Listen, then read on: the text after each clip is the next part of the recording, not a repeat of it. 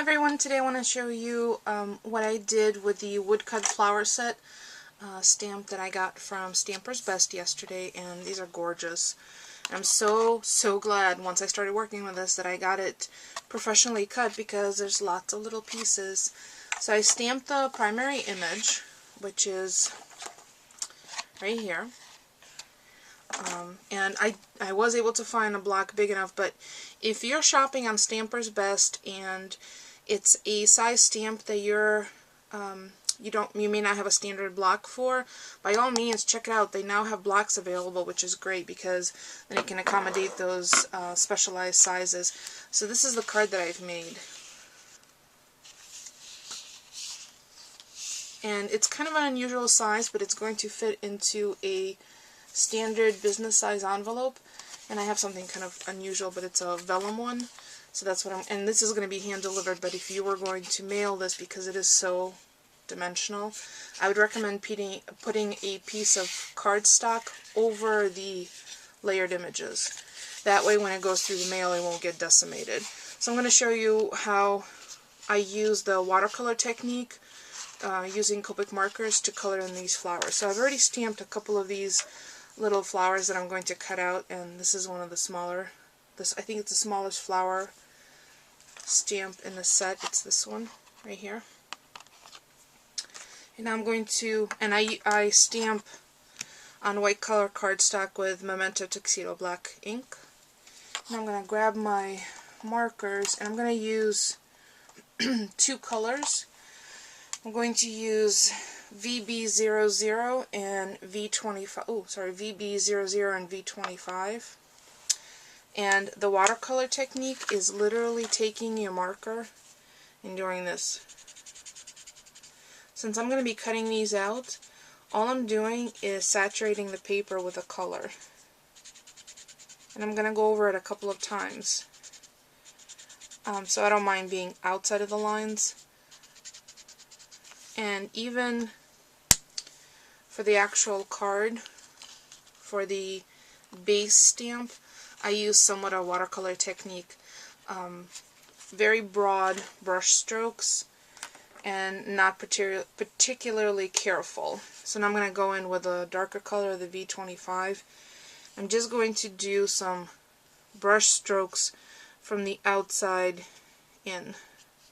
Again, not being very careful.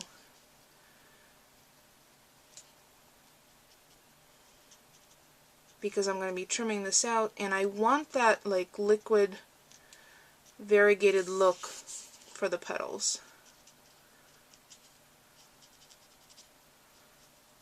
Okay, that's it. It's that simple. And don't be afraid of your markers. I know there's a lot of beautiful techniques out there, and there's a lot of talent, but unless you play, you'll never be able to get the feel for them. So I'm just going to trim these out, and I'll be right back. Okay, so I've trimmed these out, and these are teeny tiny, but these are the smallest ones. I've already trimmed out and adhered the larger flowers, and I'm going to use little black foam squares, dimensional squares, to put them on the card. And these just fit.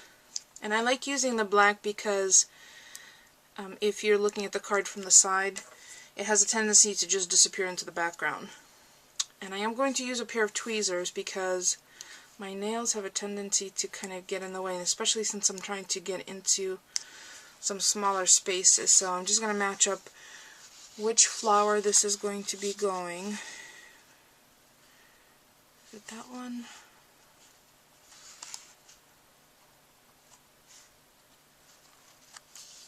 Like that, and add one more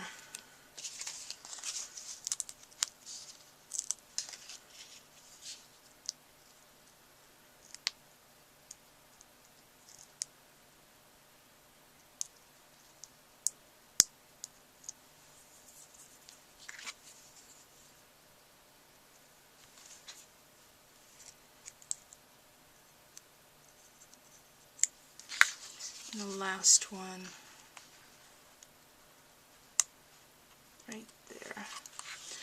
Now to add just a little bit of dimension to each of the interiors of the flowers, if you can see there's a little bit of glittering.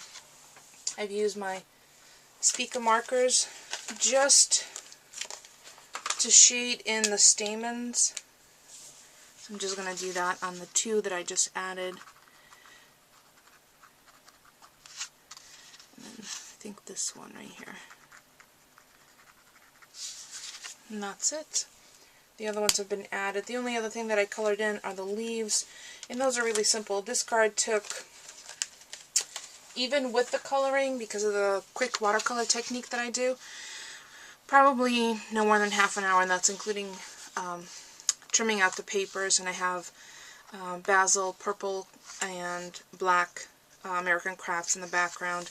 I left this space blank because I want to add a sentiment to it, but I totally forgot to add the sentiment stamps to my shopping cart last time I shopped at StampersBest, so I have to go get those first, and as soon as I do, I'll add a sentiment down here.